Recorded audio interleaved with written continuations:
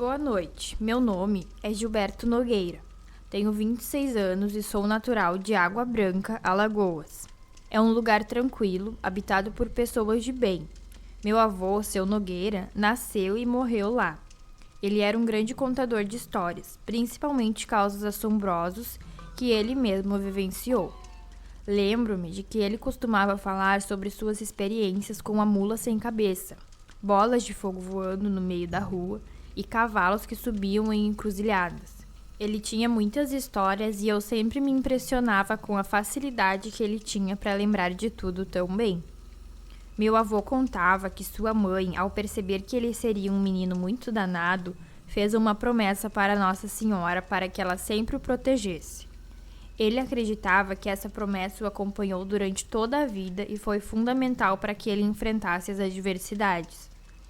Ele faleceu dormindo em casa, farto de dias. Vou compartilhar os causos exatamente como meu avô me contou. Lembro-me de que minha mãe costumava dizer que durante a quaresma ninguém da casa deveria matar qualquer animal ou praticar maldades. Caso contrário, seríamos castigados. Apesar disso, eu não ligava muito para essas coisas e saía para todos os lugares. Em uma noite, enquanto voltava para casa com um amigo, avistamos um homem estranho na estrada. Ele estava vestido com um terno preto e arrastava uma das pernas. Parei e perguntei ao meu amigo se ele também estava vendo o mesmo que eu. Ele confirmou, mas não quis passar pela estrada onde o homem estava parado e olhando para o chão.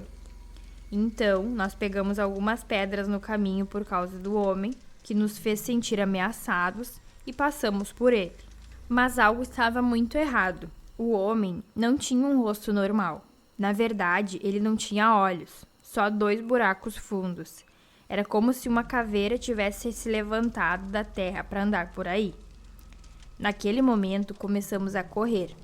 Quando finalmente cheguei em casa, estava tão assustado e cansado que mal conseguia falar. Minha mãe percebeu que algo estava errado e eu contei o que havia acontecido. Ela disse: "Eu te disse para ficar em casa. Na época da quaresma não é bom sair por aí. Tem almas que andam por aí atrás de algo que perderam ou não fizeram na vida. Vocês viram uma assombração. Graças a Deus foi só isso." Então, ela nos relatou que certa vez, durante a quaresma, meu parente saiu para caçar, mas não conseguiu encontrar nada. Quando retornava para casa, já à noite, ele avistou um cortejo de cerca de 15 pessoas caminhando pela estrada. Cada uma segurava uma vela na mão e carregava algo enrolado em uma rede. Antigamente, quando a família não tinha condições de comprar um caixão, o falecido era enrolado em uma rede e transportado até o dia do enterro. No entanto, como já era noite, não havia motivo para haver um cortejo naquela hora. O cortejo se aproximou e o meu parente se escondeu no mato para observar. Ele percebeu que as mãos que seguravam as velas eram apenas ossos, sem carne. Mesmo assim, os esqueletos estavam andando como se tivessem saído da cova para fazer algo que ele não conseguiu identificar. Assim que o cortejo passou, ele se levantou do mato onde estava escondido e correu para o outro lado, aterrorizado com o que tinha presenciado. Outro evento que ocorreu foi a história de um animal que costumava correr pela encruzilhada perto da casa do meu pai. As pessoas diziam que todas as noites da quinta para sexta, entre meia-noite e 1h da manhã, um animal extremamente veloz passava pelo local. Quando ele surgia na estrada escura, um clarão iluminava as telhas, devido à luz que o animal emanava. Às vezes, apenas se ouvia os galopes como de um grande cavalo, enquanto em outras ocasiões, gritos tão medonhos podiam ser ouvidos que as crianças acordavam chorando quando viam. Eu, como um grande curioso que sempre fui, decidi esperar para ver o que passava na estrada, mesmo com meus pais me advertindo que não era algo para brincar. Como sempre, não obedeci e acabei presenciando algo que não esperava. Já era quase 1h da manhã e meu irmão mais novo estava me chamando para entrar em casa. mas eu estava determinado a ver o que passava na encruzilhada que ficava depois do curral, onde meu pai mantinha alguns animais. Os bichos estavam bastante calmos e eu já estava com muito sono quando decidi levantar para entrar e deitar. Foi então que eu vi um grito tão aterrorizante que fez os pássaros que estavam passando a noite em uma árvore em frente à minha casa voarem sem medo de serem atacados por uma coruja. Então, observei um clarão gigante se aproximando pela estrada, como um fogo alto. Os animais que não estavam cercados recuaram para longe da estrada e eu entrei em casa. Quando vi o vulto passando, parecia um cavalo com uma bola de fogo no lugar da cabeça. O clarão era tão forte que eu mal consegui olhar e só ouvi um grito medonho acompanhado de galopes. Foi uma experiência assustadora, a tal da lenda da mula sem cabeça. Eu vi, mas minha mãe costumava dizer que minha curiosidade um dia iria me matar. E ela quase teve razão. Naquela noite, eu já morava em outro lugar e era casado. Mas ainda era tão curioso quanto antes.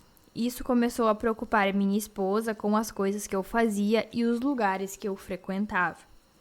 Certo dia, surgiu um boato na cidade de que uma noiva aparecia na rua do cemitério procurando pelo seu noivo.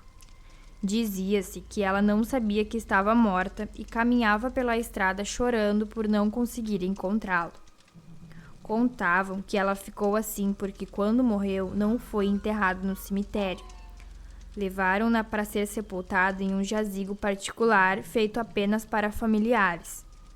As pessoas que são enterradas lá nunca conseguem descansar. E por isso, todas as noites, a alma da noiva vinha caminhar até onde iria se casar, ficando lá chorando porque seu noivo nunca aparecia. Mesmo tendo visto muitas coisas estranhas na vida, eu fiquei curioso e disse que queria ver essa noiva. Na estrada morava a irmã da minha esposa, que morria de medo de olhar para essa noiva. Após o jantar de Natal, eu fiquei esperando pela tal noiva e já tinha bebido um pouco, então comecei a fazer piadas com a alma penada. De volta para casa, já tarde da noite, eu e minha esposa a vimos. A noiva estava vestida com um vestido branco e passou em uma esquina. Minha esposa deu um grito e eu corri até a esquina para tentar ver melhor, mas quando cheguei lá, ela havia sumido. Minha esposa ficou tão nervosa que começou a soluçar e chorar.